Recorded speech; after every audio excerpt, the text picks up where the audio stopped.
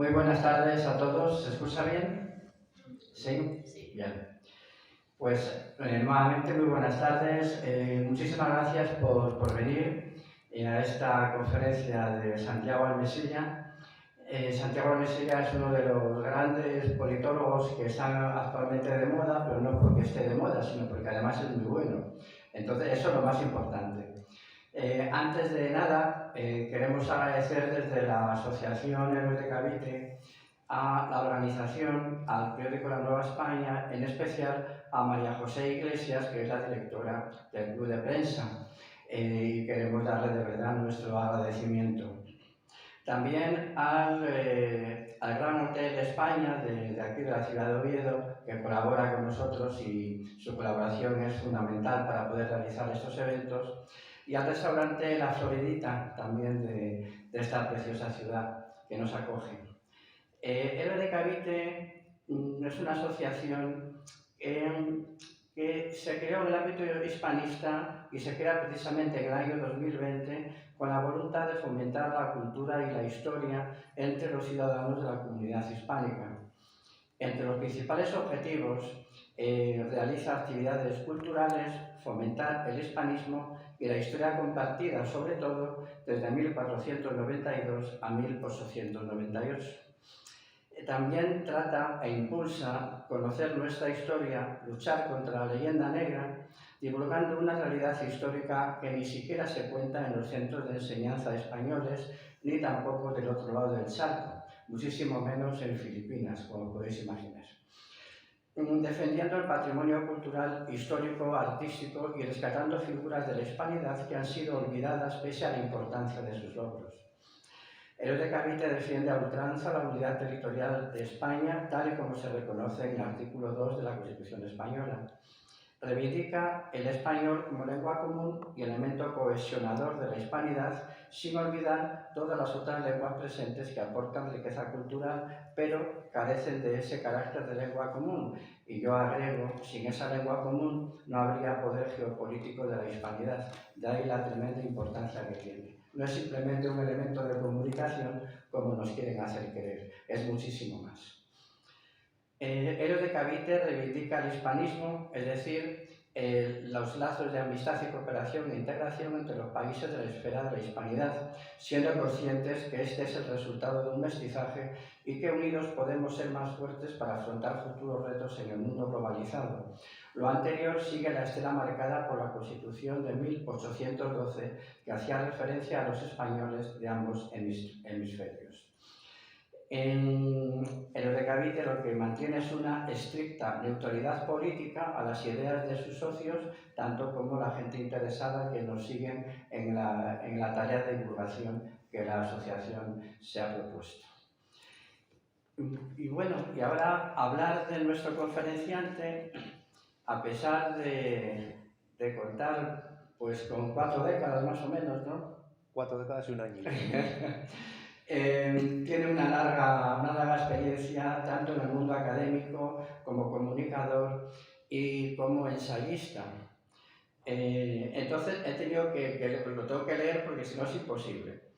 Santiago Almesilla es politólogo, doctor en Economía Política y Social en el marco de la globalización, máster en Análisis Político y máster en Formación del Profesorado de ESO, Bachillerato FP y Enseñanza de Idiomas, todos los títulos obtenidos en la Universidad Complutense de Madrid. Ha sido becario interno postdoctoral del CONICET en Argentina, trabajando en el Instituto de Estudios de América Latina y el Caribe de la Facultad de Ciencias Sociales de la Universidad de Buenos Aires. Actualmente trabaja como productor y editor de vídeos de divulgación en YouTube en Ciencias Sociales y Humanidades desde la perspectiva del materialismo político, propuesta la fusión del marxismo con la filosofía de Gustavo Bueno y como docente y director de estudios del Instituto Beatriz Galindo, La Latina, dedicado a desarrollar el materialismo político como marco teórico de investigación de la realidad a nivel de humanidades y ciencias sociales. Ha publicado muchísimos artículos académicos en revistas de prestigio internacional y participado en congresos y eventos en diversos países. Como escritor, ha publicado Escritos de la disidencia disidente, Crítica de la microeconomía política, Trabajo, utilidad y verdad, El marxismo y la cuestión nacional española, la economía en 100 preguntas, libro que recomiendo mucho, por cierto, porque nos da un pantallazo muy interesante y que a veces uno duda, y yo personalmente lo he leído y estoy muy satisfecho con su lectura. En La vuelta al revés de Marx, Iberofonía y socialismo, que también recomiendo y que también leí. Así que me tienes que dar un punto por ahí, ¿no? Por ser un lector asiduo de tus obras. Ambiente cultural y político de América y Europa, y junto a Mariano Utín, conceptos fundamentales del materialismo político. También artículos en ABC y Voz Populi, y es miembro de Vanguardia Española, organización coligada con otras similares en Argentina, Colombia, Costa Rica, Chile, México y Venezuela. Actualmente está cursando su segundo doctorado en filosofía por la Universidad de Salamanca, y voy a coger aire. Así que no he muerto en el intento, y con todos ustedes, Santiago Almesilla.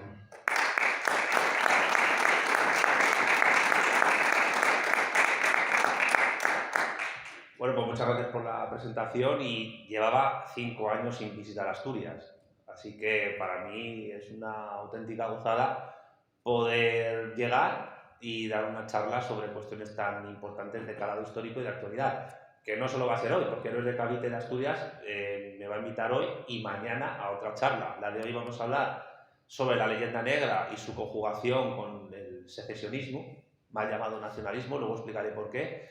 Y mañana vamos a hablar sobre un tema más peliagudo aún, más polémico, que es la Constitución española y los agujeros que tiene y que nos llevan a la balcanización del país. Y el lunes, pues participaré en la Fundación Gustavo Bueno en una charla sobre el bicentenario de la doctrina Monroe, algo que para cualquier persona que le interese el tema del hispanismo pues le puede resultar tremendamente provechoso. O sea que si no se hartan hoy de mí, pues tienen 2 citas más, mañana en Gijón y el lunes en Oviedo de nuevo, la Fundación Gustavo Bueno, para escuchar lo que tenga que decir. Y bueno, hoy la charla, voy a procurar no enrollarme demasiado en lo que voy a decir. Hoy la charla va a tratar sobre una cuestión de actualidad. Ahora que se ha organizado ya el gobierno de coalición entre PSOE y Sumar, con el apoyo de partidos, que luego habrá que ver si son realmente partidos o son otra cosa, de cara a aprobar los presupuestos generales del Estado y a continuar en el proyecto sempiterno geopolítico que el PSOE tiene desde los años 70 para España. ¿Qué proyecto geopolítico es ese del PSOE para España que desde hace 50 años defiende? Digo 50 años, 49, porque en el año 1974 es cuando se produce en Francia el Congreso de Suresnes. Todavía estábamos en el ocaso de la dictadura franquista, y en ese congreso Isidoro, luego conocido como Felipe González, es elegido secretario general del nuevo partido. Y digo nuevo partido porque sabían esos jóvenes militantes sevillanos y otros apropiado de las siglas del PSOE histórico que estaba en la clandestinidad, y hicieron un partido de nuevo cuño. Un partido de nuevo cuño que estaba teledirigido desde dentro también, desde algunos grupos reformistas del franquismo, y también desde fuera, particularmente desde la CIA y desde la Fundación Friedrich Ebert, una fundación cercana al Partido Socialdemócrata Alemán que buscaba básicamente tener una suerte de sucursal en España para realizar los planes y programas de Alemania en lo que se refiere a la División Internacional del Trabajo en el caso español.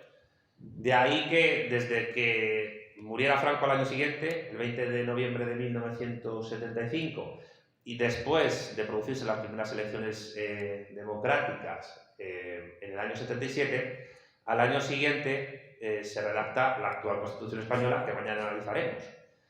Y con todos esos acontecimientos se va poco a poco construyendo un partido socialdemócrata fuerte en España que cubre, digamos, y encubre toda la acción opositora al franquismo que hizo el Partido Comunista de España, que realmente fue, si obviamos ETA, fue realmente la única oposición verdadera que tuvo el franquismo, y hasta que en el año 1982 se producen las elecciones generales donde Felipe González arrasa con más de 200 escaños, y hasta 1996 se convierte en presidente del gobierno español.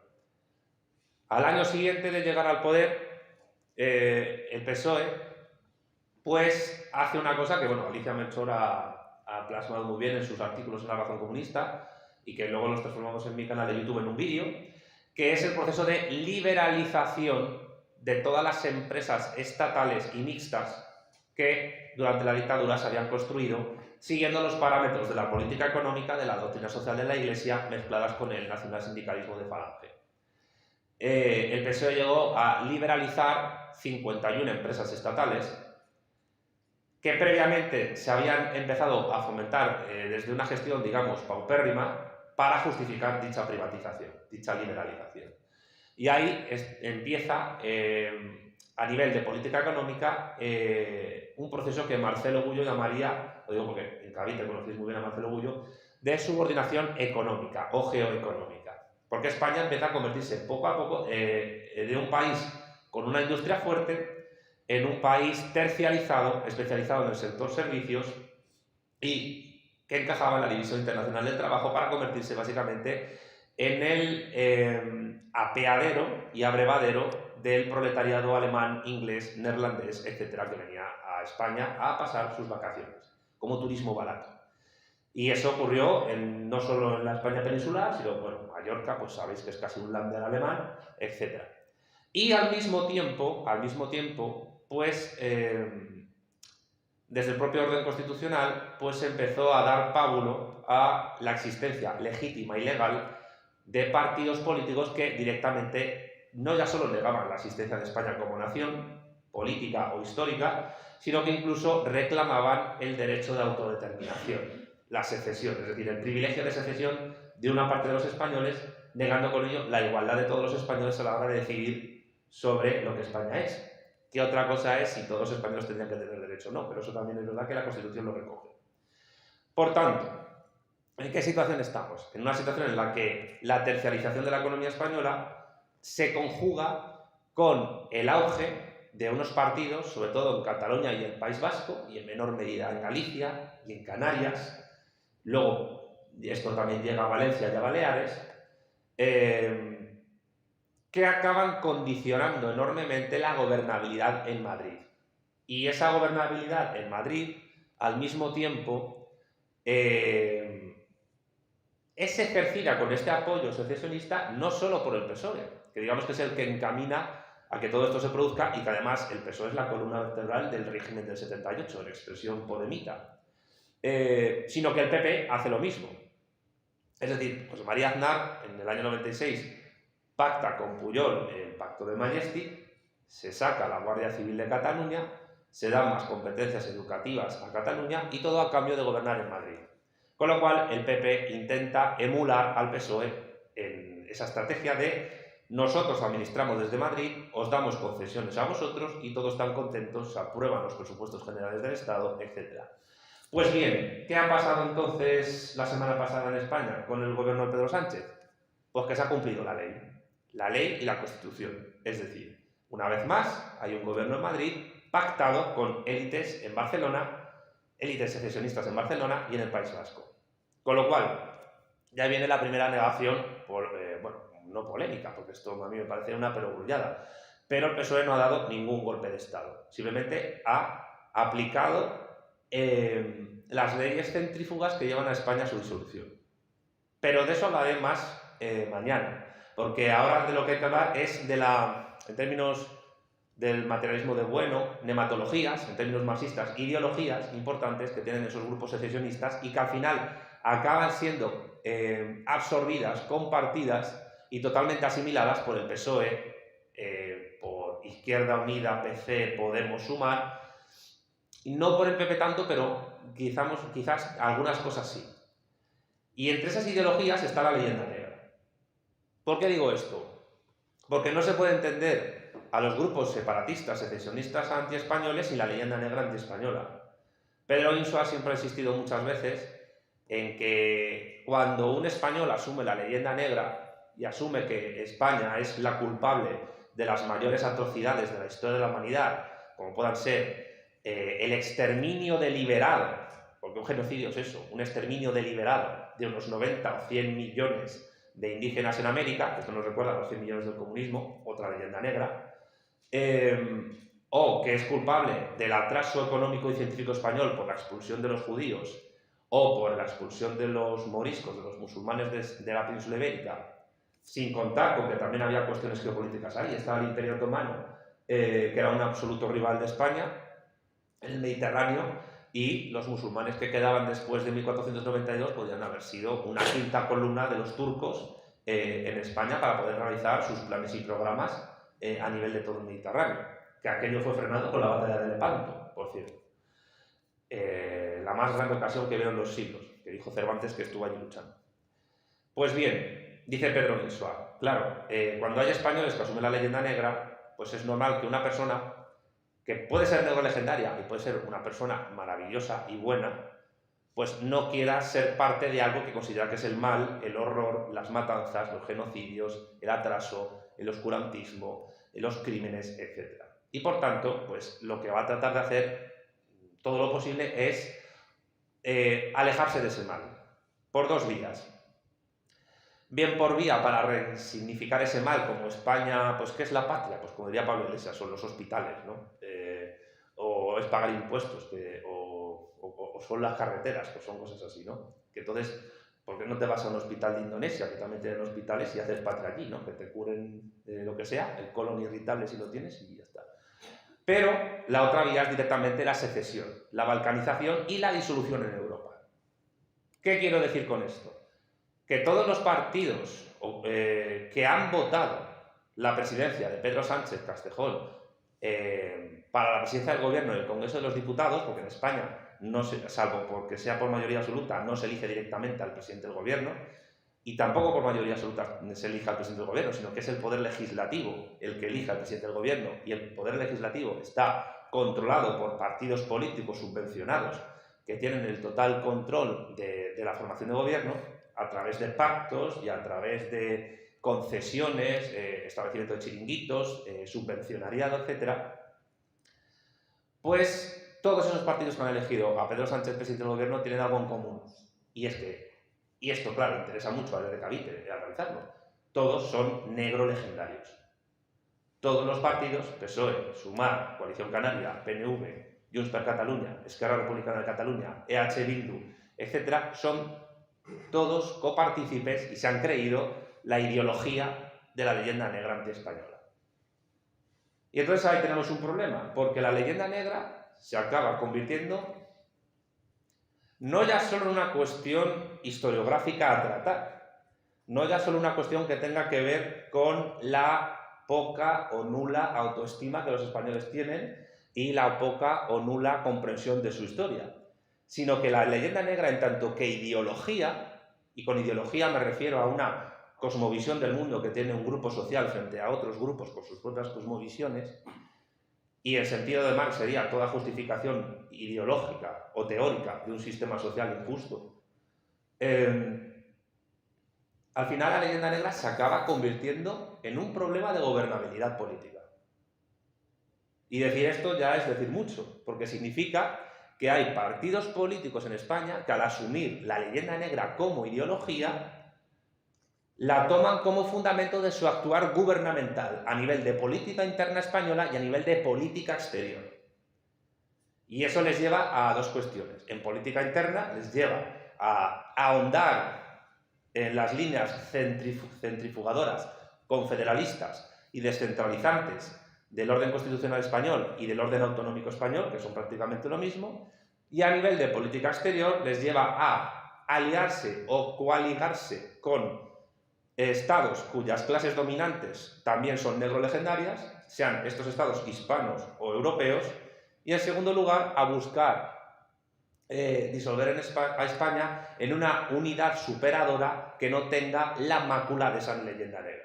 Y particularmente es Europa, la Europa de las regiones, la que no tiene esa leyenda negra. ¿Por qué la idea de la Europa de las regiones, que es un proyecto que han tenido desde hace décadas parte del funcionariado de la primero Comunidad Económica Europea y luego Unión Europea, se ha convertido en un disolvente de esa leyenda negra? teniendo en cuenta además que la Europa de las regiones fue un proyecto de parte de las SS, de la Gestapo nazi, que quería disolver las naciones políticas canónicas de Europa en unidades étnicas donde las razas arias europeas pues pudieran especializarse en cuestiones laborales y luego pues coaligarse todos entre todos. Y lo digo también por un hecho importante, y es que cuando acaba la Segunda Guerra Mundial, grandes altos funcionarios del Tercer Reich nacionalsocialista alemán se incorporan laboralmente a la Comunidad Económica Europea y se incorporan laboralmente al ordenamiento de la OTAN también. Porque la Unión Europea es un ente que subordina y disuelve España y al mismo tiempo está subordinado al hegemón anglosajón estadounidense. ¿Qué es lo que ocurre? Que la Unión Europea, al tratar de tapar su pasado de raíz hitleriana, y una prueba de ello es que el día de la victoria en la Segunda Guerra Mundial ha acabado por llamarse el Día de Europa, y esto es un claro ejemplo ideológico de tapar eso, pues lo que se quiere vender es la idea, que diría Gustavo Bueno, de una Europa sublime, democrática, liberal, pacífica, kantiana, la paz perpetua, porque Kant es básicamente el ideólogo de la modernidad, es el Aristóteles de la modernidad. Pues en esa Europa todos los pueblos que en algún momento han cometido el craso error de expandirse fuera de las fronteras físicas de Europa podrán reencontrarse disueltos en un paraíso democrático, liberal, parlamentario y lleno de mercado pletórico. Y es en esa idea donde se mueve el PSOE. Pero también es en esa idea donde se mueve el PNV, Junts per Catalunya y donde se mueve Jordi Pujol, etc. Por eso, de ahí que existiesen hace años esa coalición que se llamaba Galeuscat, Galicia, Euskadi, Cataluña, que decían, en Europa nos encontraremos. ¿Quiénes nos encontraremos? Pues vascos, catalanes, gallegos, pero también corsos, padanos, venecianos, sicilianos, cerdeños, occitanos, galeses, escoceses, ingleses, irlandeses, lapones, tiroleses y todas las supuestas etnias o naciones étnicas oprimidas, bávaros incluso, que reniegan o quieren renegar de las cárceles de pueblos que son las naciones europeas canónicas. Y evidentemente ahí la leyenda negra antiespañola cumple un papel fundamental. ¿Por qué? Porque no en vano hace tiempo un importante cargo de Esquerra Republicana de Cataluña, Joan Tardá, dijo que España era un error histórico y que por tanto la disolución de España en Europa era una forma de acabar con ese error. Decir que España es un error histórico es básicamente asumir y plasmar públicamente la leyenda negra como ideología. Y yo creo que este es uno de los puntos fundamentales a tratar por la gente que estudia la cuestión de la leyenda negra, sea hispanista o no. Y es entender que la leyenda negra no es solo un acto de propaganda. Un acto de propaganda muy exitoso, impulsado, como bien ha demostrado María Elvira Roca Barea, primero desde algunas élites políticas y económicas de estados italianos conquistados por España, luego desde la reforma calvinista de los Orange en los Países Bajos, en las Provincias Unidas, y luego desde la Francia Ilustrada, Voltaire, gran negro legendario, gran racista y gran esclavista, y después por las élites covenanters, presbiterianas, calvinistas, puritanas y liberales, Whig, de Inglaterra, que llegan luego a Estados Unidos. Es decir, que la leyenda negra es una ideología. Y decir que es una ideología implica que no solo desde la historiografía hay que estudiar lo que es la leyenda negra. Tienen que ser personas expertas en lo que son las ideologías políticas, sociólogos, historiadores, politólogos, filósofos políticos, los que tienen que analizar cómo la leyenda negra se ha convertido en eso, en una ideología. Una ideología fundamental para explicar la acción práctica de partidos políticos que son legales en España y que buscan acabar con eso que es la leyenda negra. Porque aparte, cuando hablas de la cuestión de la leyenda negra, muchos la justifican ideológicamente, pues como se justificaba antes un crimen de ETA o como algunas algunas personas machistas justificaban el asesinato de una mujer. Algo habrá hecho. Algo habrá hecho España para merecerse una leyenda negra. Algo de verdad habrá ahí para que esa ideología tenga ese recorrido que ha tenido. Y evidentemente toda ideología, por muy errada que sea, tiene parte de verdad. ¿Cuál es la parte de verdad de la leyenda negra en tanto que ideología? Pues la parte de verdad que tiene, aparte de la cuestión de la mortandad de indios en el Potosí o en el Caribe debido a enfermedades que se llevaron o a trabajos forzados, que fueron muchos paliados porque se aplicaron las leyes de Indias para evitar que se abusara en exceso de los indios. Yo no niego que hubiese habido explotación en el Imperio Español, lo que sí niego es que hubiese un genocidio, porque el genocidio, repito, implica el exterminio deliberado, planificado y programado por una autoridad política para una población determinada. Eso ocurrió con los armenios en el Imperio Otomano. Eso ocurrió con judíos, homosexuales, gitanos y comunistas en el Tercer Reich durante la Segunda Guerra Mundial. Eso ocurrió en las guerras yugoslavas entre serbios, croatas, bosnios, porque se mataban todos entre todos. Eso ocurrió cuando las tropas del Imperio japonés actuaron en Indochina, en Filipinas, en Indonesia y en China. Que hasta los propios nazis alemanes abominaban de lo que hacían los japoneses. Eso fue lo que hicieron los anglosajones estadounidenses con todos los indios que masacraron cuando hicieron la conquista hacia el oeste americano para unir la costa atlántica con el Pacífico, cumpliendo el destino manifiesto, que muy bien ha estudiado Miguel Ángel Navarro Crego en sus libros, y que algo de eso pues hablaré el lunes en la Fundación Gustavo Obrero. Y eso hicieron los liberales argentinos, que ahora son reivindicados por la gente que gobierna en Argentina con Milei, cuando hicieron la conquista del desierto y fueron hasta la Patagonia exterminando a un montón de tribus indígenas. Fueron exterminios programados desde el poder, mientras que el Imperio Español en ningún momento programó ningún exterminio desde el poder político de ninguna tribu indígena. Hubo crímenes, hubo matanzas, hubo abusos, eso no se niega, pero genocidio probablemente no hubo. Es más, no tiene ningún sentido que a tu fuerza de trabajo, a la que vas a utilizar para extraer plata de minas y poder así convertir el real de A8 en la moneda más potente de la historia en aquel momento, que se expandiese hasta India, el Golfo Pérsico y China, no tiene ningún sentido que tú a tu fuerza de trabajo las termines. Más que nada porque tendrías que traerte ingentemente reposición de esa fuerza de trabajo, pues ¿de dónde la podrías traer? Desde África.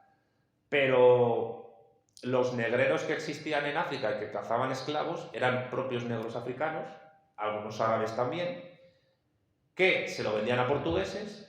Los portugueses eran los que más esclavos se trajeron a América en los 3 siglos en que estuvieron de dominio en el Virreinato del Brasil o Estado del Brasil, y luego españoles, neerlandeses, ingleses compraban esclavos a los portugueses. Y la esclavitud negra africana subsahariana del Imperio Español estuvo muy concentrada en el Río de la Plata, sobre todo en Uruguay, pero muchísimo más en el Caribe. ¿Por qué? Por la reposición de la mortandad que por temas bílicos ocurrió en el Caribe. Pero las leyes de India se cumplían, los juicios de residencia se cumplían. Y toda la normativa jurídica que se hizo para evitar más mortandad, que además hubo programas y planificación de vacunación masiva, pues también se cumplieron. Entonces, ¿qué clase de genocidio es ese? Es verdad que la población indígena en lo que es hoy el Alto Perú, Bolivia, se redujo mucho, y sobre todo en el Caribe, pero fue por cuestiones de mortandad natural. Claro que en el siglo XVI no se conocía la guerra bacteriológica. Y eso es importante tenerlo en cuenta porque los españoles de entonces no sabían ni lo que eran los anticuerpos, ni tampoco los indios. Y nadie podía saber que la inmunidad ante esos virus, como la viruela, no existía en los indios. Porque hay que tener en cuenta que el descubrimiento de América por parte de España en 1492, después de centenares de miles de años, conecta por fin, después de todo ese tiempo, a la especie humana que estaba separada en 2 masas continentales: Afroeurasia, el viejo mundo, y América, el nuevo mundo que dijo Américo Vespucio.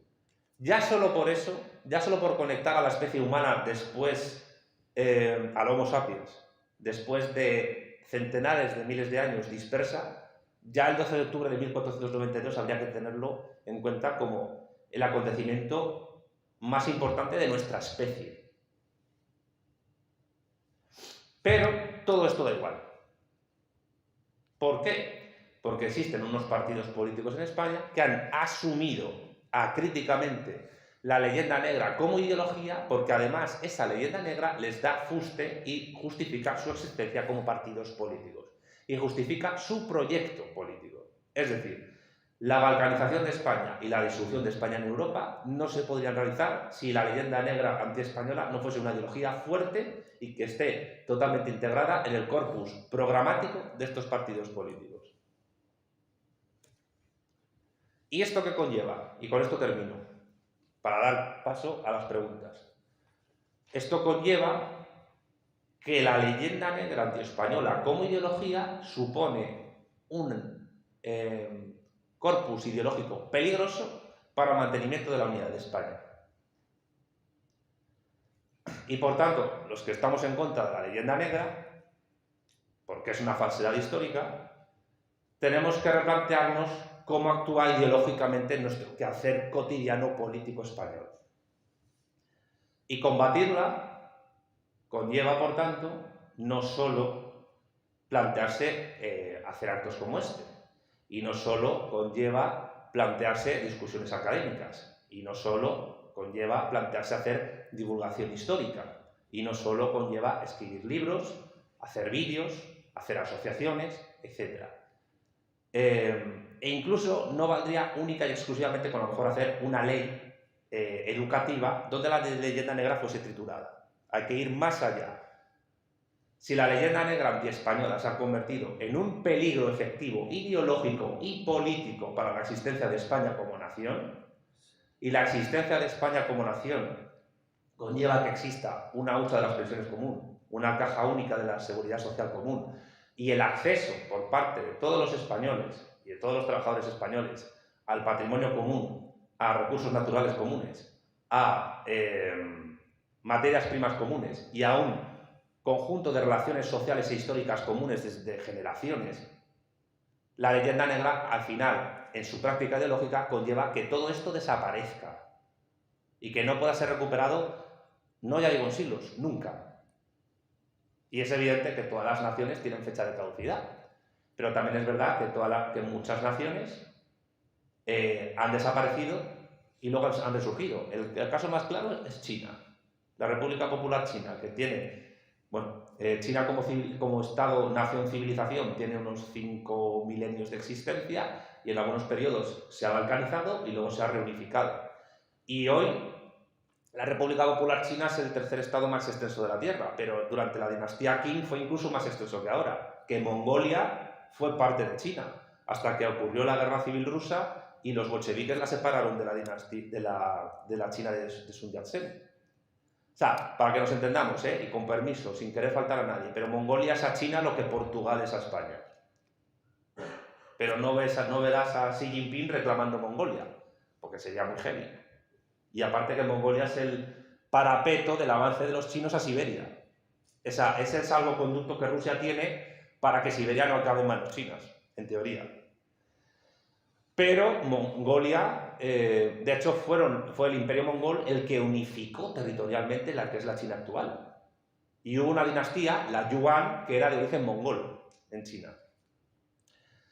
¿Con esto qué quiero decir? Que evidentemente que si España se disuelve en Europa y España se balcaniza, que es algo que no podemos descartar, tendremos que hacer como los italianos, empezar a pensar en un risorgimento. Si se quiere en términos españoles, y estamos en Asturias, y creo que es el lugar adecuado para decirlo, en una segunda reconquista. Que ya no es una segunda reconquista contra los musulmanes, que puede ser un problema en otro sentido, sino que es una segunda reconquista contra la división del trabajo capitalista dirigida desde el mundo anglosajón, que busca confederar España. Y en ese sentido, pues a lo mejor hay que actuar políticamente contra la leyenda negra. ¿Cómo se actúa políticamente contra la leyenda negra? Pues esto ya tiene que ver con una cosa que diré mañana. Pero bueno, los que repitan mañana, pues no lo voy a decir hoy para generar un poquito de emoción. Pero sí adelanto algo. Actuar políticamente contra la leyenda negra, en tanto que existen partidos políticos que la han asumido plenamente como dentro de su corpus ideológico, conlleva empezar a defender públicamente la ilegalización de esos partidos políticos. ¿Por qué? Porque no ya solo porque sean neolegendarios, y no ya solo porque sean partidos políticos que van en contra de lo común, porque yo en esto estoy con Pedro Insua a muerte, es decir, Cataluña es de todos los españoles, y España es de todos los catalanes. Y Asturias es tan mía como de los asturianos.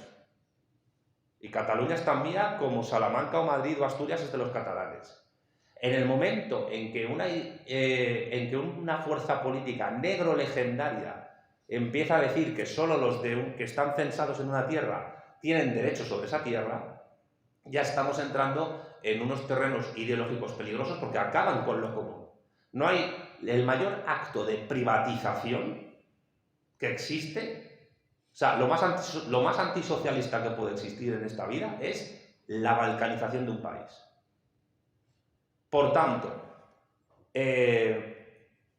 yo sé que Héroes de Cavite es una asociación apolítica, Vanguardia Española no, pero yo sí quiero terminar mi alocución hoy viernes en Asturias llamando públicamente a todas las personas que estén en contra de la leyenda negra a esto, a entender que la batalla contra la leyenda negra conlleva la defensa de la legalización de todos los partidos que en España defienden el derecho de autodeterminación, dando igual si son de izquierdas o de derechas, si son de centro o medio pensionistas, porque estamos hablando de partidos.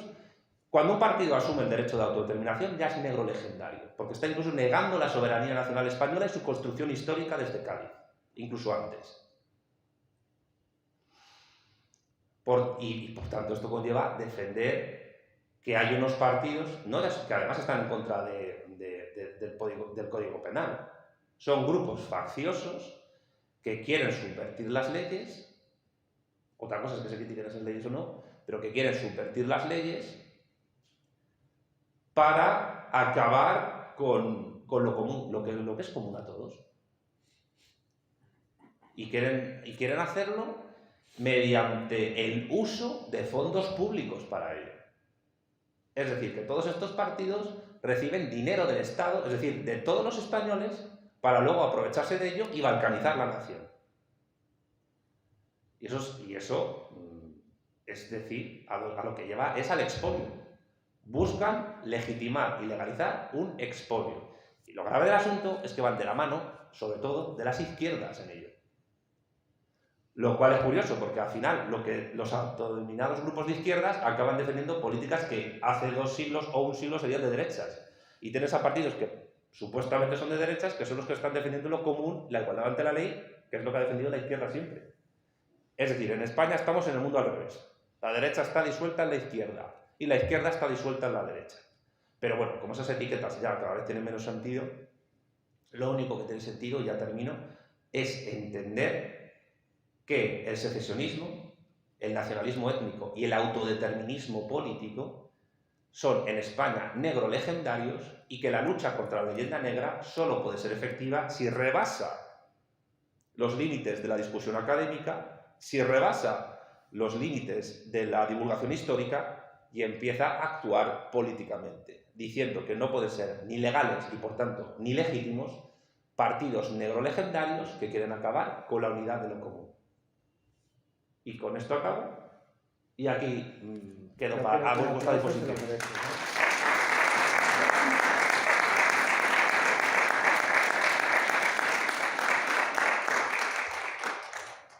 Tengo la impresión de que no tenemos un micrófono para repartirlo. Mientras vemos la manera, yo quería hacerte un par de reflexiones, Santiago, que puede ser interesante. No quiero ganarme mi minuto de gloria, para nada. Y le quiero decir 2 cosas que sirvan para una reflexión más profunda de parte del que más sabe que sé. Son 2 experiencias mías. Hace 30 años yo viví en Holanda, en Ámsterdam, ¿no? En esa época, pues bueno, me relacionaba con bastante gente. Y una de las personas con las que me relacionaba era una persona joven que estaba esperando destino diplomático allí, ¿no? Para su red diplomática del país. Lo llevábamos bien, salíamos de vez en cuando a divertirnos y una noche nunca salió la política, curiosamente apareció la política. Y en esa aparición de la política, aquella persona que había sido amable, encantadora, de verdad, una persona genial para quedar, muy simpática, que hablaba un español impresionantemente correcto. Fijaos en la realidad correcto que os voy a decir una palabra que utilizó cuando me planteó lo siguiente. Y él me dijo, nunca consentiremos que os volváis a articular de ninguna forma. Repito, articular. O sea, hablaba mal, ¿no? Hablaba mal. O sea, aquello fue alucinante, yo no me lo podía creer. Es decir, lo que él transmitió es que dentro de la política general, de la política diplomática, la política exterior de su país, muy vinculado al Reino Unido, como sabemos, Holanda y el Reino Unido, en fin, son primos hermanos, estaba evitar a toda costa la articulación del mundo hispano. Y otra cosa que yo he vivido, que también te planteo como reflexión, es negociando con gente de otros países, ¿no? Y yo recuerdo dos casos, uno con estadounidenses y otro con alemanes. Y recuerdo una negociación X con alemanes decir, ¿tú qué te crees? ¿Que me vas a vender cristalitos como a los indios? Lo recuerdo perfectamente. Y además esto surgió precisamente porque era una negociación dura y entonces mientras las negociaciones tú tragabas todo iba bien. En el momento en que empezabas a no tragar, empezaba la porquería. Y eso yo lo he vivido, no es que me lo cuente nadie, ¿no? Son dos anécdotas que te quería contar, ¿no? Bueno, desbordan un poco lo que yo he contado en la charla, pero tiene que ver. ¿Por qué? Porque hay estados europeos soberanos y no son europeos, cuya existencia se fundamenta también en la leyenda negra. El caso de los Países Bajos yo creo que es el más claro. En el propio himno de los Países Bajos se menciona a España, pero no es el único caso. Es decir, en Inglaterra también ocurre, no se menciona en el himno, pero la existencia de Inglaterra como nación. Ahora cuento yo una anécdota personal. Yo soy, creo que la penúltima generación de españoles que dio la EGB, si no la última. A mí me enseñaron lo que fue la Armada Invencible. El desastre, digamos, meteorológico que conllevó ese naufragio de barcos.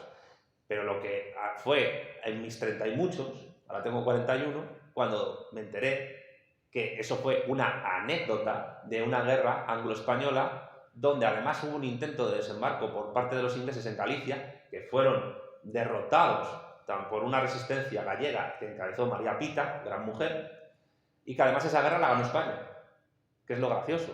Es decir, España ganó más guerras en Inglaterra que Inglaterra a España. Lo que pasa es que la guerra final la ganó Inglaterra, porque balcanizó el Imperio Español. Pero es que muchas repúblicas hispanoamericanas, o la misma Portugal, construyen su identidad histórica, nacional y política en base a la leyenda negra antiespañola. Entonces, ¿qué es lo que pasa con los partidos secesionistas? Que quieren hacer lo mismo, pero balcanizando y destruyendo lo que es actualmente España como nación. Y que no es quepa la menor duda que cuando ellos, si lo consiguen independizarse, todo su corpus ideológico doctrinal y su construcción nacional se basará en la leyenda negra antiespañola. Porque la vitalidad de la leyenda negra antiespañola como ideología se basa en dos cosas. Primero, en una cuestión histórica. Y es que el tamaño y la fuerza de la leyenda negra es directamente o inversamente proporcional, mejor dicho, a la grandeza del Imperio Español a nivel histórico. Y se construye contra algo que fue inmenso. La escala de esa inmensidad, los españoles actuales y otros hispanos no son conscientes de ello. Y yo, en algún momento, voy a hacer un vídeo en el canal sobre esto. Pero es que la propia propaganda anglosajona te vende que el Imperio Británico ha sido el mayor imperio de extensión en la historia. Nadie niega que fue inmenso. Nadie lo niega. Sobre todo a nivel territorial. Pero duró muy poco. De hecho, el pico de extensión del Imperio Británico se produjo después de la Primera Guerra Mundial y empezó a resquebrajarse en el mismo momento en que Irlanda tuvo su guerra civil y buena parte de la isla se independizó. Ese fue el comienzo del fin del Imperio Británico como hegemón. Y luego, además, después de la Segunda Guerra Mundial, tanto la Unión Soviética como Estados Unidos hicieron lo posible para que ese proceso de descolonización fuese más. Que aunque sean anglosajones, Estados Unidos y los ingleses, pues también han tenido sus cuitas, ¿eh? Igual que los ingleses y los holandeses las tuvieron. Pero el imperio más extenso de la historia no fue el británico, fue el español.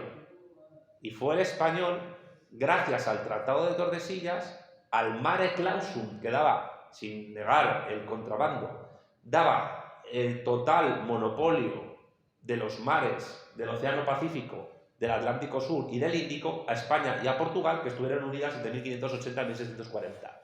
¿Qué quiero decir con esto? Que el único momento en la historia que más cerca se estuvo de tener un imperio global universal único fue entre 1580 y 1640, cuando España y Portugal se fusionaron con la tecnología política de entonces y fueron los hegemones de esos océanos. Del Atlántico Norte no, por cierto, base de la OTAN. Porque la OTAN está construida también para evitar que la hispanidad se reorganice, que esto parece que es una cosa que no se dice, pero hay que tenerla en cuenta. Acabar con la leyenda negra a nivel historiográfico y político, como yo he invitado, conlleva contestar, y esto molesta evidentemente, la construcción ideológica nacional de muchas naciones, y no solo hispanoamericanas, que basan su construcción nacional decimonónica en la leyenda negra. Conlleva también cuestionar la construcción nacional de los Países Bajos, de Portugal, de Bélgica, de Luxemburgo, de Francia, de Inglaterra, de Italia, de Austria, si me apuráis, de Marruecos. La tarea que se tiene es ingente, porque la destrucción de la leyenda negra conllevaría a sentar las bases de la reconstrucción de una civilización no reconocida como tal que podría reorganizarse. Y evidentemente las anécdotas que tú me has contado no son inocentes. O sea, no hay algo que pueda temer más un sujeto, miembro de la clase dominante neerlandesa, que la justificación política de la existencia de su Estado se venga abajo porque la leyenda negra se derrumbe.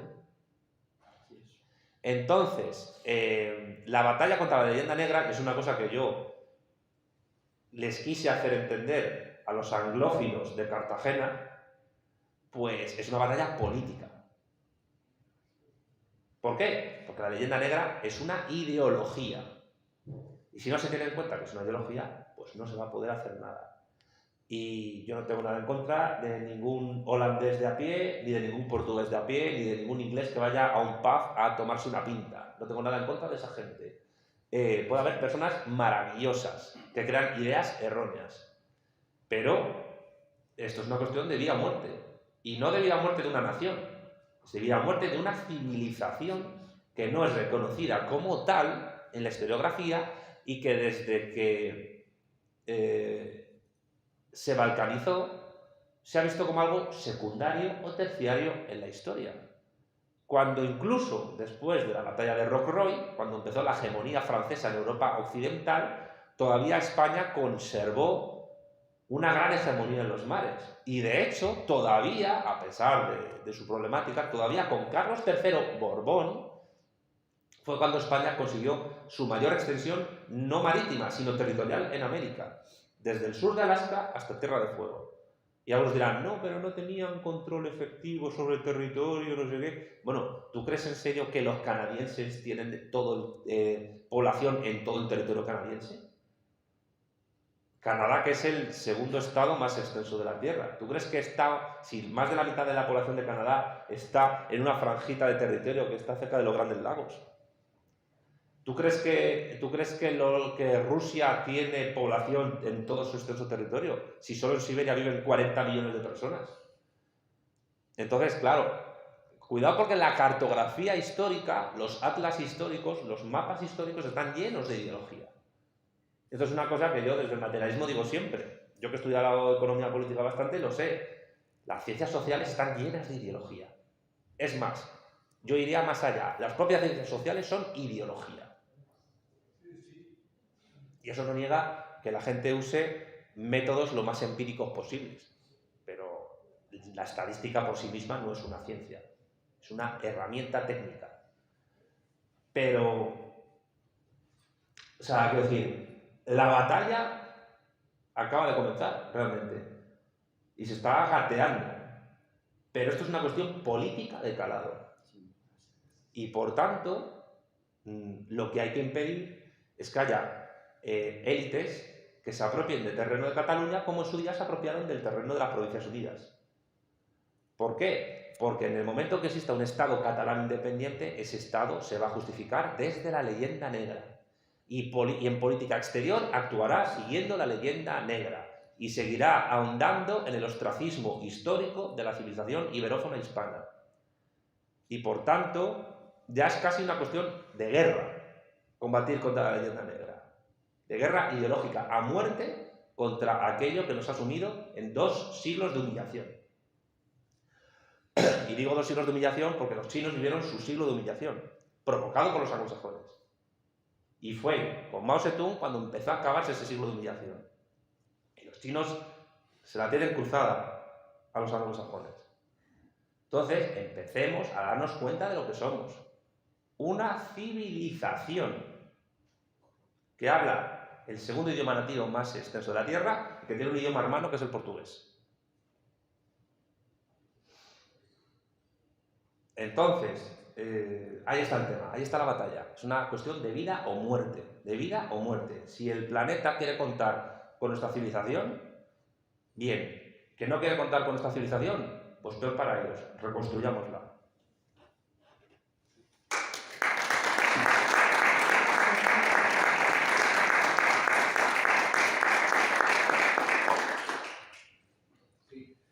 Levántate, grita, mira al tendido, mira a nosotros también. Yo creo que te escuche bien, Santiago. Yo creo que me oís por atrás, ¿no? Sí. Bueno, voy a intentar levantar la voz. Mira, iba a decir una pregunta con 3 preguntas, pero he sacado un tema que me ha tocado la fibra sensible, entonces voy a pararme si luego hay tiempo a esas 3 preguntas, muy bien, y si no, en otra ocasión será. Es el tema de la contraarmada. 1588, la Gran Armada. Date cuenta que solo en España la llamamos la Invencible, ni los ingleses. Yo estuve en Irlanda, en un homenaje que se le hace a la Gran Armada, que es el nombre correcto, allí la llaman la Spanish Armada en Irlanda. Entonces, la contraarmada es la mayor derrota naval de Inglaterra. 28.000 personas, todo lo que navegaba en Inglaterra, Isabel I lo manda contra España. ¿Qué sucedió? La Coruña, María Pita, tercios viejos, Lisboa, tercios viejos españoles. Ahí sí que la masacraron. Salieron 28.000, llegaron 3.000. Ahí es la mayor derrota naval de Inglaterra porque la gente dice Blas de Lezo, Cartagena de Indias. No, esa es la segunda mayor derrota de Inglaterra. La primera es la contraarmada de 1589, La Coruña y Lisboa. Bien, sin extenderme más, estuve en Irlanda. Cada año, el 21 de septiembre, allí en el concejo de Sligo, le hacen un homenaje. Pintan allí 2 barcos de aprovisionamiento. Vino un gran temporal, habían echado anclas, pero un gran temporal por la noche lo mandó. Hay una playa preciosa, pero tuvo la mala suerte que no se fue contra la playa, se fueron contra las rocas.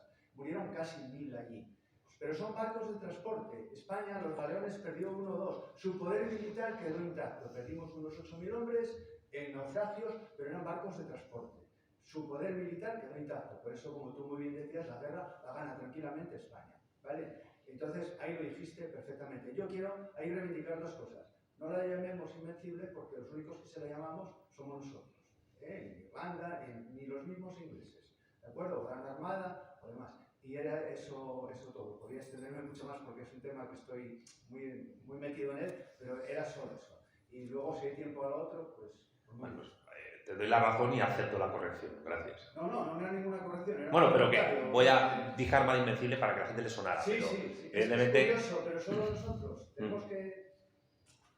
Pero sí, que ganamos la guerra. Si es que aquello fue una anécdota. ¿Alguna pregunta? En animaros, ejercitar la voz. Yo quería preguntar, el tema de la leyenda negra como base ideológica, se ve claramente porque, digamos que es un nicho de votos. El tema de la leyenda negra en partidos de derecha, como pueden ser PP y Vox ahora mismo, también es plausible porque vemos como gente, bueno, yo tengo amigas que votan a PP, que suben a Instagram cuando se murió la reina de Inglaterra, y también vemos que PP también celebró un resultado electoral en la plaza de Margaret Thatcher. Entonces, ¿cómo se podría calificar eso con la leyenda negra en partidos supuestamente de esa zona? Yo todavía no conozco a nadie en Vox que sea negro legendario, pero bueno, pero en el PP yo creo que sí se encuentra gente así. O sea, ¿qué va a hacer? Hay un papanatismo hispano por el mundo anglosajón tremendo. La última prueba es el propio Javier Milei, que ha ganado en Argentina y que dice que su gran modelo es Margaret Thatcher, una señora que en la Guerra de las Malvinas amenazó con bombardear atómicamente Buenos Aires. O sea, hasta tal punto ha llegado la degeneración social, no ideológica, social en Argentina, que ya les da igual reivindicar su lucha histórica frente a Inglaterra. Les da exactamente igual. Y evidentemente el hecho de que el PP haya bautizado a una plaza en Madrid como Plaza Margaret Thatcher, pues hombre, no deja de ser problemático. Yo en su día dije, pues me entrevistaron en una radio argentina, que deberíamos hacer una campaña porque la Plaza Margaret Thatcher en Madrid se llamase Plaza Malvinas Argentinas. Me parecería algo mucho más plausible, mucho más bonito de hacer. Pero claro, si es que en Argentina tampoco están por la labor. O sea, todo lo que empieza en España tardan 20 o 10, 20 o 30 años en repercutir allí.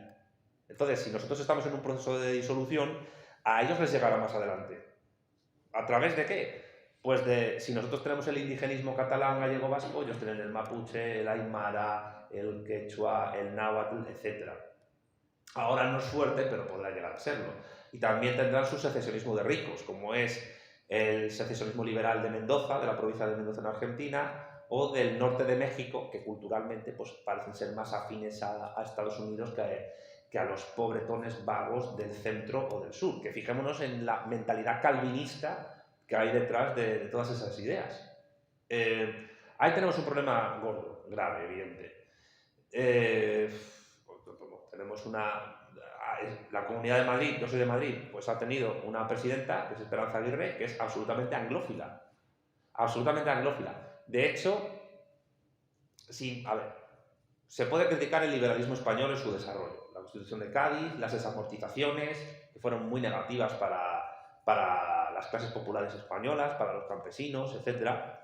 Pero sí es cierto que lo que hoy se llama en España liberalismo es más anglosajón que español, que hispano.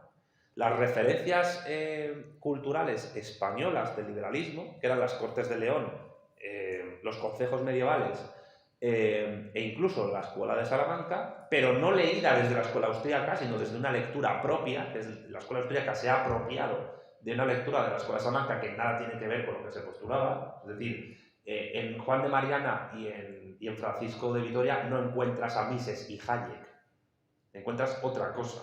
Encuentras las bases de la doctrina social de la Iglesia, que nada tiene que ver con el liberalismo austríaco. Que Rayo está a favor del derecho de autodeterminación de Cataluña y de Tabarna, si se quiere. ¿Qué clase de defensa? No, claro, es que como la soberanía reside en el individuo, que es un ente que políticamente hablando no existe. Pero evidentemente, más el PP que Vox tiene un problema. Tiene un problema porque primero ha asumido la ideología de la economía política anglosajona como una ciencia exacta, como si fuese química, y al mismo tiempo ha asumido algo que viene del campo de la socialdemocracia, de Habermas, que es el patriotismo constitucional. Pero eso ya lo veremos mañana, porque no quiero adelantar cosas que voy a tratar mañana. Pero sí es verdad que la leyenda negra en menor grado se puede encontrar en eso que se llama derecha en España, porque la distinción de izquierda-derecha en España ya no es política, es sociológica. ¿Qué pasa? Que lo sociológico tiene mucha fuerza, tiene muchísima más fuerza de lo que parece. Pero cuidado que en el campo progresista de gobierno hay partidos de derecha tradicional. Junts, o sea, Puigdemont es de derechas. Y el PNV, pues excuso decir lo que es. Un partido de sacristía continua que fue fundada por excarlistas, los hermanos Luis y Sabino Arana, y que además querían construir la República Vasca del Sagrado Corazón de Jesús. Y que además fijémonos hasta qué punto la leyenda negra antiespañola está totalmente encardinada con el sistema político español, que hemos tolerado que la bandera de un partido político sea la bandera de una región, la Icurriña. Y fijémonos hasta qué punto estamos dominados por el hegemón anglo, que no nos damos cuenta que la Icurriña es la Union Jack británica con otros colores. Que los hermanos Arana la construyeron para justificar que la República Vasca del Sagrado Corazón de Jesús se convirtiese en un protectorado del Imperio Británico o, en su defecto, de Estados Unidos. ¿Cómo es posible que los españoles hayamos tolerado que una bandera británica sea la bandera de una región de España? O sea, ¿hasta qué punto de subordinación hemos llegado? Hasta tal punto que el propio teórico de la teoría de la insubordinación fundante, Marcelo Gullo, dice que España es el claro ejemplo de una subordinación perfecta. No digo otros estados de otras latitudes, porque puede ser que muchos lo tengan, pero España tiene uno de los grados de subordinación ideológica más grandes del mundo, a un hegemón capitalista anglosajón que está en decadencia frente al empuje chino y de los BRICS, pero en una decadencia donde en sus últimos coletazos pues puede hacer mucho daño, hasta tal punto que puede llegar a dolarizar la economía de la octava nación más extensa de la Tierra con una población como la española, que es Argentina. De esto hablaré el lunes en la Fundación Gustavo Bueno. O sea, que la leyenda negra antiespañola, cuidado, no es ni de izquierdas ni de derechas. O sea, se puede contar en todo el espectro ideológico. Bueno, es que si me apuras, hasta que haya españoles que se digan nazis, nacionalsocialistas a sí mismos, ya evidencia que son negros legendarios. ¿Por qué? Porque el nazismo es una concepción de raíz luterana de la historia, donde además ellos están orgullosos de que el Imperio Español estableciera castas raciales en América, cosa que nunca ocurrió. Cosa que nunca ocurrió, porque el sistema de castas no era, se llamaban así por cuestiones que no tenían nada que ver con las castas de la India. Y segundo, el mestizaje sexual fue muy profundo, hasta el punto de que, es una cosa que no he dicho antes, que la población indígena descendió porque se mezcló con la negra y con la blanca. Entonces, ¿cuál es, digamos, no raza, etnia mayoritaria de la hispanidad, de la iberofonía? La mestiza, la mulata. O sea, nosotros somos una civilización mestiza, un mestizaje que ya se desarrolla en la propia reconquista contra el Islam en España. No a nivel genético tanto, pero sí a nivel cultural. Pero en América mucho más. Entonces, un español nazi, o sea, un español racista, es un mal español. Porque ningún católico, sea de fe o de cultura, puede ser coherentemente racista. No lo puede ser. Entonces, por eso digo que la cuestión de la leyenda negra como ideología no es una cuestión de izquierdas y de derechas, porque si empezamos desde ese prisma de izquierdas y derechas, estamos completamente errados en el análisis de lo que es el mundo actual. El mundo no funciona por izquierdas o derechas. El mundo funciona por fuerzas y planes y programas que se cumplan a nivel geopolítico. Eso es lo que funciona. Y por eso China, en vez de hacer como la Unión Soviética, de expandir el comunismo por todas partes, lo que hace es, nosotros desarrollamos nuestro socialismo, bienvenidas sean las inversiones privadas, pero el Consejo de Empresa de las transnacionales ponemos gente del PCCH, del partido.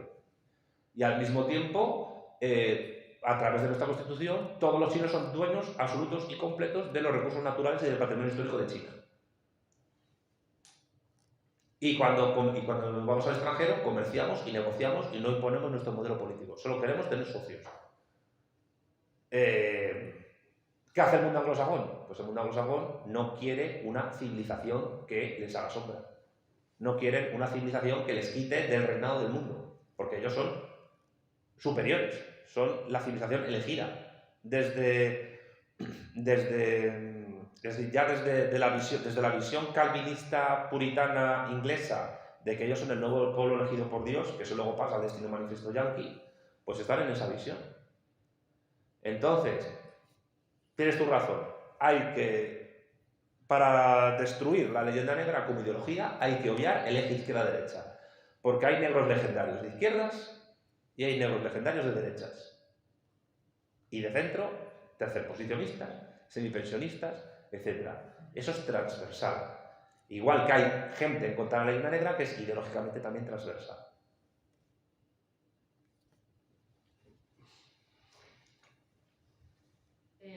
La incorporación de la leyenda negra a la ideología dominante es el resultado del trabajo propagandístico de las élites económicas y políticas extranjeras. Y eso tiene lógica porque potencialmente pues, la ideología es un potencial enemigo geopolítico.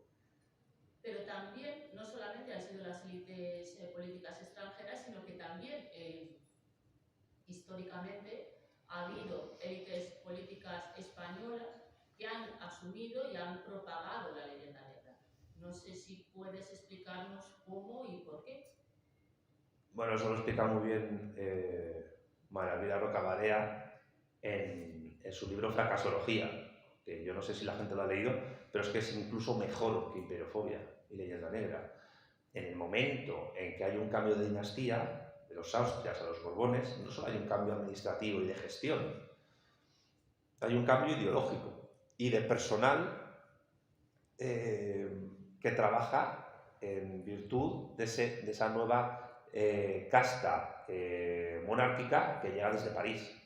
Porque Felipe V, que es un rey al que hay que estudiar para ver qué cosas hizo, porque el secesionismo catalán siempre pone a Felipe V como el que inició el principio del fin de las libertades catalanas y no sé qué, de las constituciones catalanas, cuando la palabra constituciones en aquel momento no tenía el significado político que luego empezó a tener con la Constitución de Estados Unidos. Pero Felipe V era nieto de Luis XIV, el rey Sol, con lo cual todo lo que empezó a ocurrir en Madrid empezó a ser vigilado y tutorizado desde París. Y eso conllevó que muchas élites culturales, los que construían la ideología de la superestructura del Imperio Español entonces, en sentido marxista estoy hablando ahora, empezaran a trabajar para ensalzar a los Borbones y minusvalorar a los Austrias y a generar una leyenda negra de los Austrias, que solo muy tardíamente, poco en el siglo XIX y sobre todo en el XX, empezó a recuperarse. Es decir, que la propaganda ideológica contra un orden social y político no nace en la Guerra Fría, en la primera, sino que es algo que ha existido siempre. Y los Borbones la hicieron contra los Austrias. Y de hecho, durante todo el siglo XVIII, lo que señala María Elvira, no se publica en España ni un solo libro de historia sobre la monarquía de los Austrias. Yo creo que ahí está el origen de este asunto. ¿Por qué? Porque desde el siglo XVIII, a pesar de que hemos tenido guerras civiles y un montón de cosas, desde el siglo XVIII las élites de clase y las élites culturales, las que fabrican la ideología dominante en España, son élites que para poder medrar profesionalmente han tenido que, primero, negar la grandeza y la importancia de los Austrias, sino incluso llegar a negar y a criticar la propia historia de España. ¿Por qué? Porque es lo que da de comer. Eso es una cosa bueno, esto lo he hablado yo con un montón de gente siempre, y es que cuando una ideología te da de comer, cuando una ideología genera tu sueldo, es muy difícil, por no decir imposible, abandonarla. ¿Por qué? Porque es que tu ritmo de vida, tu familia, tus herederos va a depender de esa ideología. Entonces, ¿qué quiero decir con esto? Que también tiene que ver con los partidos que hemos dicho. Es que la leyenda negra da de comer a mucha gente. Sea esa gente catedráticos de historia o sea esa gente artistas, actores, cantantes, sindicalistas, políticos, funcionarios, subvencionariado, gente que trabaja en ONGs, en diplomacia, les da de comer. Entonces, cuando desde una plataforma partidaria política se quiere destruir una ideología, se quiere destruir algo que da de comer a mucha gente. Y entonces la respuesta ante eso, es que me da de comer, pues lo siento. pero a mí que tú comas o no me da igual, o sea, búscate otra cosa. A mí lo que me interesa es el futuro y el porvenir de mi nación y de mi civilización. Porque en el siglo XVI la idea de España no era una idea nacional como ahora, porque la propia María Elvira señala que lo que hoy se llama España es una porción minúscula de algo que fue mucho más grande. Porque lo que hoy se llama España se ha quedado con el nombre de algo que nos viene muy grande. Somos una cosa muy pequeñita comparada con lo que España fue.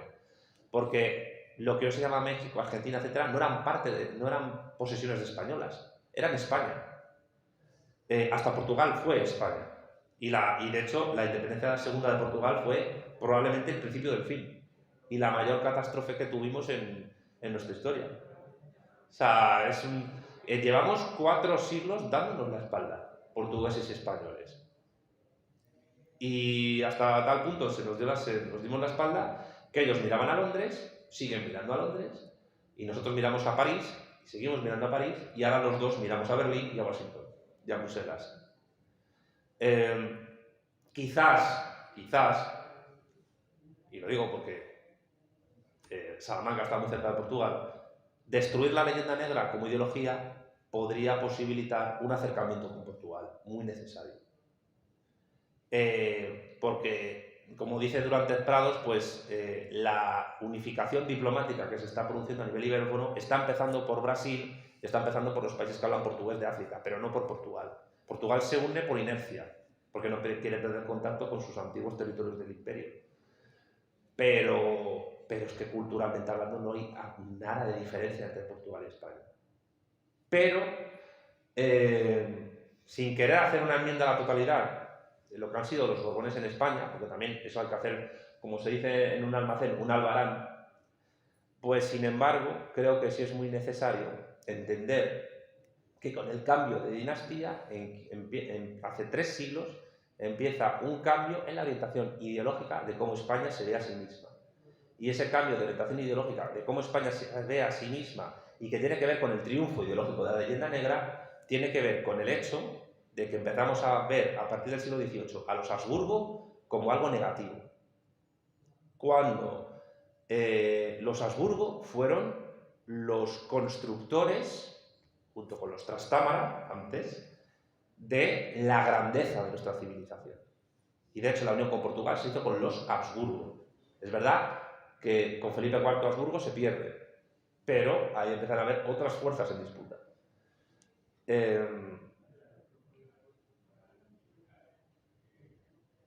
Probablemente, si obviamos a Isabel la Católica, el mayor estadista que ha tenido España es Felipe II, sin ninguna duda. Y además, una persona que fomentó las ciencias, las artes y una forma de organizar el mundo que era alternativa y contraria a la que se estaba empezando a impulsar desde los procesos de acumulación originaria que en Europa Central y Noroccidental se estaban haciendo cuando todas las tierras de los campesinos empezaron a ser víctimas del latrocinio. Tierras de los campesinos protegidas por la Iglesia Católica. Felipe II se opuso a eso y propuso la contrarreforma, que también podrá discutirse si fue efectiva o no. Pero, o sea, ahí hay un cambio de orientación y perdura hasta hoy. ¿Por qué? Pues porque el PSOE, en el fondo, los otros partidos en menor medida también, pero sobre todo el PSOE, que es la columna vertebral del régimen actual, es hijo de ese despotismo ilustrado del siglo XVIII. O no en vano, no fue uno de los ponentes de la Constitución Peces Barba el que fundó la Universidad Carlos III. ¿Qué clase de persona de izquierdas le pone un título a una universidad de un rey absolutista? Por mucho que fuese el mejor alcalde de Madrid y tal. Bueno, podríamos hablar de cuántas universidades del imperio destruyó Carlos III. O podríamos hablar de los errores a nivel logístico que tuvo en la América Española. O podemos hablar cómo Carlos III fue el causante de la expulsión de los jesuitas de las misiones del río Paraná. Eso fue un desastre. Desarmó completamente de un poderoso ejército al río de la Plata. Es decir, que Carlos III tiene una leyenda rosa enorme. O sea, Es muy pertinente tu pregunta, porque si queremos ver el origen de la hegemonía negro-legendaria en España, hay que señalar a los Borbones. Totalmente. Y al séquito de bien pagados intelectuales que se empiezan a instaurar en la cúspide de la jerarquía política española a partir del siglo XVIII. ¿Algo más? Bueno, aplaudamos otra vez, ¿no?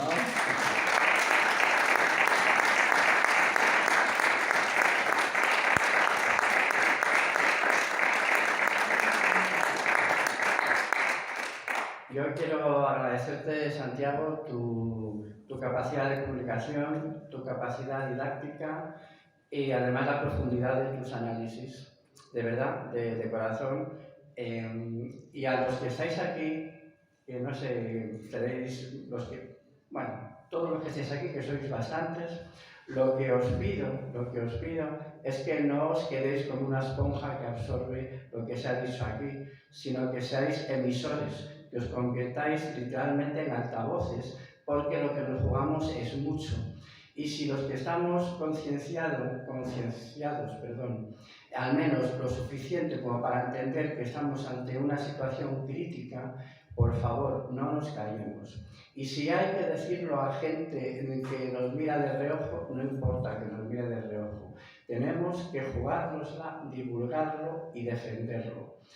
Y algo que no ha comentado Santiago, pero ha dicho muchas veces, y yo comparto desde tiempo es que no existe una civilización occidental, es mentira. El occidente es un invento, el occidente es simplemente una referencia geográfica. Y si dentro del occidente hay algo que merezca la pena, es la civilización hispánica. Y la otra, que es nuestra enemiga secular, es la anglosajona. Y mezclarnos con ellos es literalmente perder lo que fuimos y lo que podemos volver a ser. Muchas gracias a todos.